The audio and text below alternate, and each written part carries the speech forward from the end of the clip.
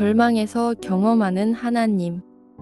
다윗이 그 마음에 생각하기를 내가 후일에는 사울의 손에 붙잡히리니 블레셋 사람들의 땅으로 피하여 들어가는 것이 좋으리로다. 사울이 이스라엘 온 영토 내에서 다시 나를 찾다가 단념하리니 내가 그의 손에서 벗어나리라 하고, 다윗이 일어나 함께 있는 사람 600명과 더불어 가드 왕 마옥의 아들 아기스에게로 건너가니라. 다윗과 그의 사람들이 저마다 가족을 거느리고 가드에서 아기스와 동거하였는데, 다윗이 그의 두 아내 이스르엘 여자 아히노함과 나발의 아내였던 갈멜 여자 아비가일과 함께 하였더니, 다윗이 가드에 도망한 것을 어떤 사람이 사울에게 전하매 사울이 다시는 그를 수색하지 아니하니라. 다윗이 아기스에게 이르되 바라건대 내가 당신께 은혜를 입었다면 지방 성읍 가운데 한 곳을 내게 주언 애가 살게 하소서. 당신의 종이 어찌 당신과 함께 왕도에 살리이까 하니, 아기스가 그날에 시글락을 그에게 주었으므로 시글락이 오늘까지 유다 왕에게 속하니라. 다윗이 블레셋 사람들의 지방에 산 날수는 1년 4개월이었더라. 희망인 엄쳐야 할 청년들이 실직과 또 생활고 가족 해체 등으로 인해서 안타까운 죽음을 맞이하는 경우를 우리는 뉴스를 통해서 종종 보게 됩니다. 한 기관에서 이렇게 사회적인 상황에 등 떠밀려서 죽음을 맞이하는 그 안타까운 죽음을 절망사라고 정의했습니다. 키에르케고르는 절망에 관해서 절망은 죽음에 이르는 병이다라고 말했습니다. 이처럼 절망은 우리의 삶을 포기하게 만들 만큼 우리의 삶 속에 우리의 인생에 큰 충격으로 다가오게 되는데, 이 세상을 살아가는 우리들은 이 절망을 모두가 한 번쯤은 경험합니다.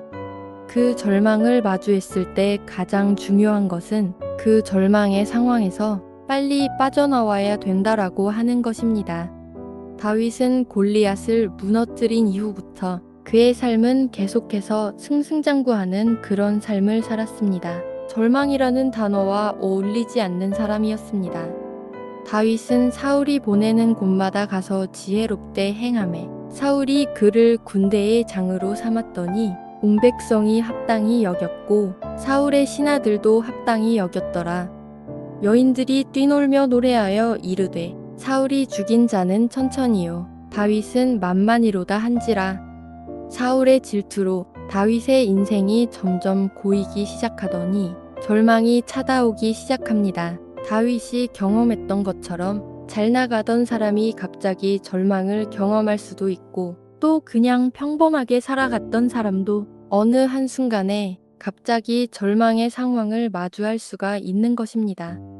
우리가 절망의 상황을 마주했을 때 우리를 도우시는 하나님을 바라보며 믿고 하나님을 의지해야 합니다. 나를 향한 하나님의 구원의 역사를 경험하고 하나님의 사랑을 그 절망 가운데서 경험하는 것이 가장 중요한 것입니다. 나의 영혼아 잠잠히 하나님만 바라라. 무릇 나의 소망이 그로부터 나오는도다. 우리 인생의 모든 소망이 다 하나님께로부터 나오기 때문에 어떤 상황이든지 절망적인 상황 속에서도 우리를 도우시는 하나님을 바라보아야 합니다. 그렇다면 우리는 어떻게 절망적인 상황에서도 하나님의 도우심을 경험할 수 있을까요? 부정적인 생각을 버려야 합니다. 다윗이 그 마음에 생각하기를 내가 후일에는 사울의 손에 붙잡히리니 블레셋 사람들의 땅으로 피하여 들어가는 것이 좋으리로다. 사울이 이스라엘 온 영토 내에서 다시 나를 찾다가 단념하리니 내가 그의 손에서 벗어나리라 하고, 붙잡힐지 안 붙잡힐지도 모르는 상황인데, 아직 절망하기에 이른 상황인데 다윗은 부정적인 생각으로 절망하고 있었습니다. 성난 얼굴로 돌아보라는 책에 보면 절망적인 상황에 놓인 사람들이 극단적인 선택을 하는 이유는 생존에 대한 압박이 심할 때, 외부에서 목숨을 위협할 때 막상 사람들은 자살하지 않습니다. 멀리서 공포가 다가올 때 공포심을 조장하는 소리가 들려올 때입니다. 사람들이 진짜 절망적인 상황을 마주하면 그때는 죽으려고 하는 것이 아니라 오히려 살려고 발버둥치다가 공포감이 엄습해서 난 이제 절망이야 희망이 없어 하는 그런 부정적인 생각 때문에 결국에는 극단적인 선택까지 간다고 합니다. 그래서 어떤 상황을 마주하여도 나는 잘 될 거야. 절대 긍정, 절대 감사하는 믿음으로 하나님의 도우심을 의지하여야 합니다. 기도해야 합니다. 다윗이 일어나 함께 있는 사람 600명과 더불어 가드 왕 마옥의 아들 아기스에게로 건너가니라. 부정적인 생각에 사로잡혀서 절망하고 있었던 다윗이 가드 왕 아기스에게 찾아가는 잘못된 선택을 합니다. 가드가 어떤 땅입니까? 가드는 블레셋 땅으로 하나님을 인정하지 않고 하나님을 대적하는 민족들이 사는 곳으로 다윗이 도망쳤습니다. 다윗이 살려달라며 찾아간 그 가드왕 아기스는 예전에 두려움에 빠진 다윗이 살기 위해서 그의 앞에서 미친 척까지 하면서 수치를 보였던 그런 왕이었습니다. 그런데 다윗은 그때 수치를 다 잊어버리고 이제는 두려움 때문에 아기스 왕에게 매달립니다.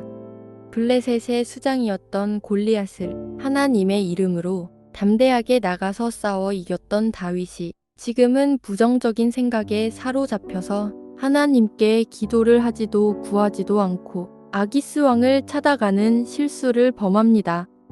다윗이 아둘람 불 속으로 도망칠 때도 너무나 절망적이었지만 하나님의 계획하심을 알아낼 때까지 내가 하나님 앞에 기도하겠다고 고백했었습니다. 다윗이 거기서 모압 미스베로 가서 모압 왕에게 이르되 하나님이 나를 위하여 어떻게 하실지를 내가 알기까지 나의 부모가 나와서 당신들과 함께 있게 하기를 청하나이다 하고 아둘람 불 속으로 피할 때도 충분히 상황은 절망적이었고 정말 낙심할 만한 그런 상황이었지만 세상의 그늘이 아니라 하나님의 날개 아래로 피하겠다고 그렇게 결단하고 고백하고 있는 것입니다.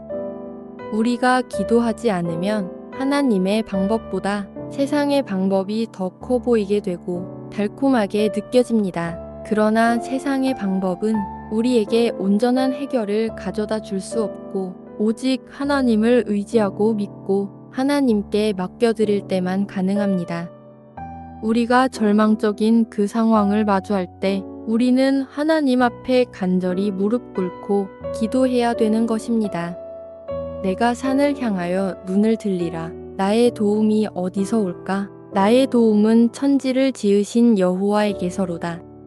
여호와께서 너를 실족하지 아니하게 하시며 너를 지키시는 이가 졸지 아니하시리로다. 이스라엘을 지키시는 이는 졸지도 아니하시고 주무시지도 아니하시리로다. 여호와는 너를 지키시는 이시라. 여호와께서 내 오른쪽에서 내 그늘이 되시나니 낮의 해가 너를 상하게 하지 아니하며 밤의 달도 너를 해치지 아니하리로다. 여호와께서 너를 지켜 모든 환난을 면하게 하시며 또 내 영혼을 지키시리로다. 여호와께서 너의 출입을 지금부터 영원까지 지키시리로다. 정체성을 잃지 말아야 합니다. 본문 5절에 다윗이 가드왕 아기스에게 내가 당신께 은혜를 입을 수만 있다면 나는 당신의 종입니다 라고 고백하고 있습니다. 그런데 지금 다윗의 표현이 얼마나 말도 안 되는 표현이고 용서가 안 되는 말입니까? 이런 표현은 다윗이 하나님께만 사용했던 표현이었는데 오늘 다윗이 하나님을 대적하는 블레셋 가드왕 아기스에게 이런 표현을 사용하고 있는 것입니다. 주의 종이 사자와 곰도 쳤은즉 살아계시는 하나님의 군대를 모욕한 이 할례에 받지 않은 블레셋 사람이리이까? 그가 그 짐승의 하나와 같이 되리이다.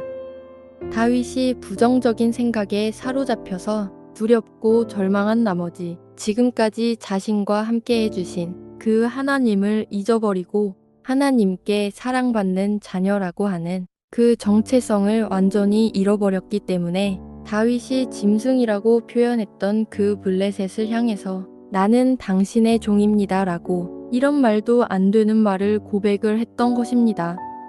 우리의 삶 속에서도 자녀를 위해서 열심히 기도했는데 자녀의 문제가 해결되지 않을 때, 가정의 회복을 위해서 하나님 앞에 간절히 기도했는데 그 기도가 응답되어지지 않을 때 우리는 절망할 때가 있습니다.